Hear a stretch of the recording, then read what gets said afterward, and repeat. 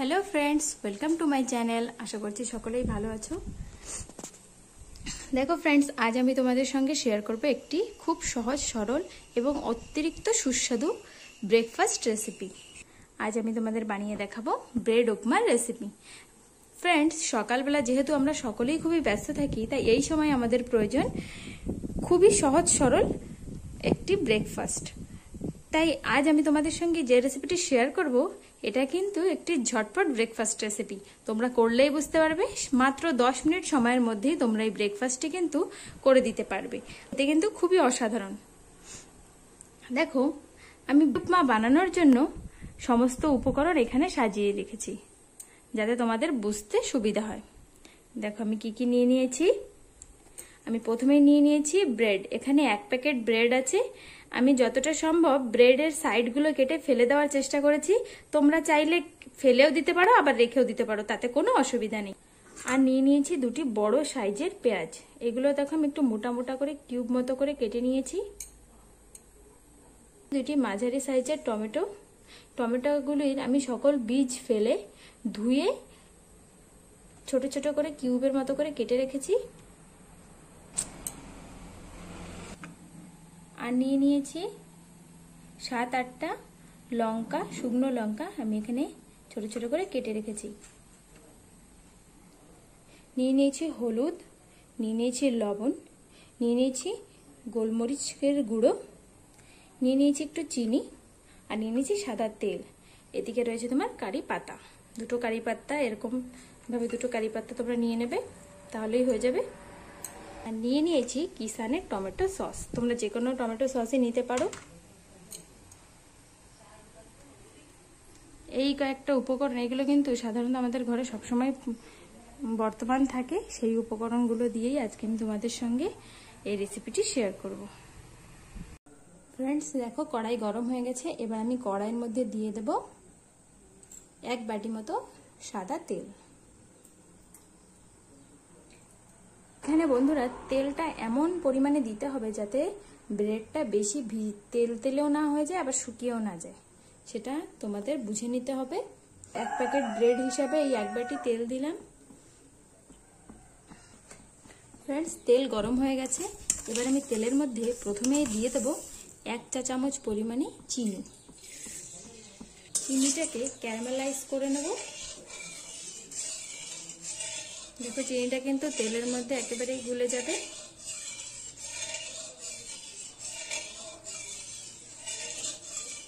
এতে রান্নাটা একটা সুন্দর কালার আসবে, এর জন্যই আমি তেলের মধ্যে চিনিটা দিলাম।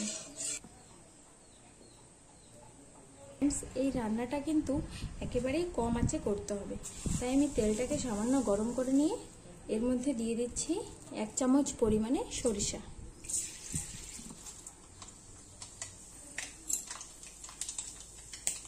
দিয়ে দিচ্ছি শুকনো মরিচগুলো,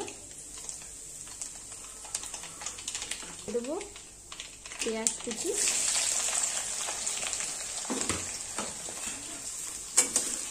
আমাদের এই রান্নাটা সব থেকে বেশি যেটা খেয়াল রাখতে হবে সেটা হলো মশলাটাকে পোড়া লাগালে চলবে না।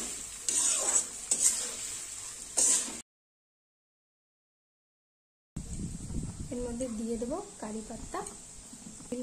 কারি পাতাগুলো তেলের মধ্যে দিলাম না কারণ তাহলে একেবারে পুড়ে যেত, তাই আমি পেঁয়াজের মধ্যেই কারি পাতাগুলোকে দিয়ে দিলাম।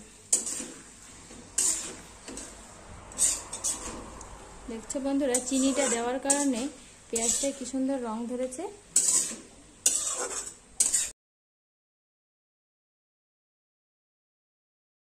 এর মধ্যে দিয়ে দেবো স্বাদ অনুযায়ী নুন। তোমরা যে যেমন নুন খাও সেই হিসেবে নুন দেবে। আমি এখানে 1 চামচ মতো দিয়ে দিলাম। আর দিয়ে দেবো সামান্য একটু হলুদের গুঁড়ো। হলুদ বেশি দেওয়া যাবে না, খুবই কম দিতে হবে। একেবারে কম আছে, ধীরে ধীরে আমরা এটাকে ভেজে নেব।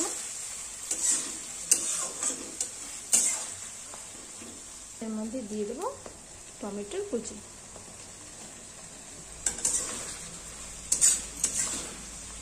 আমাদের এটা কম জালে হালকা হাতে নেড়েচেড়ে নিতে হবে। এটা যেন বেশি গলে না যায় আবার পুড়েও না যায়, মাঝারি রাখতে হবে। সমস্ত উপকরণগুলিকে সুন্দরভাবে ভেজে নিতে হবে যাতে এর মধ্যে কাঁচা গন্ধটা না থাকে। হাফ টিস্পুন মতো গোলমরিচের গুঁড়ো,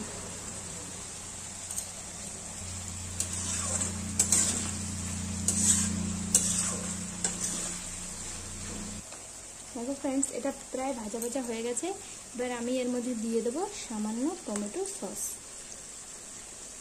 আমার কাছে কিষানের টমেটো সসটা ছিল করে আমি দিচ্ছি, যদি তোমাদের কাছে না থাকে তবে না দিলেও চলবে।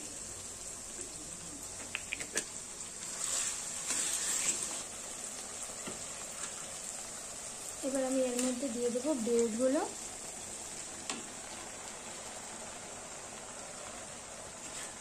ব্রেডগুলোকে দিয়ে নেড়ে চেড়ে নেব।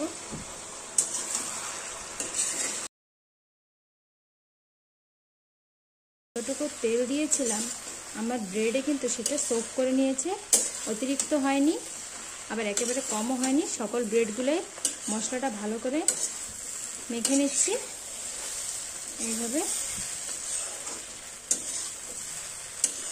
এইভাবে মেখে নিয়ে আঁচ কমিয়ে দিয়ে ঢেকে রাখবো 5 মিনিট মতো।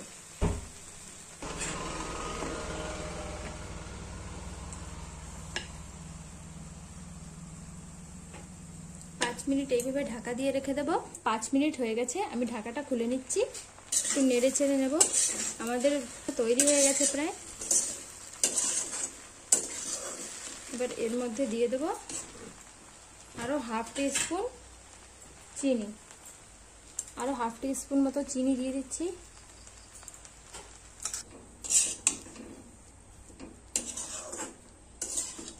খুব সহজ। দেখো ফ্রেন্ডস, আমাদের ব্রেড উপমা রেসিপি তৈরি হয়ে গেছে।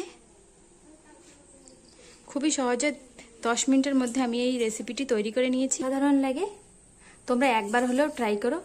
আমার এই রেসিপিটি যদি তোমাদের ভালো লেগে থাকে তবে আমার চ্যানেলটিকে লাইক, শেয়ার এবং সাবস্ক্রাইব অবশ্যই করো। Thank you.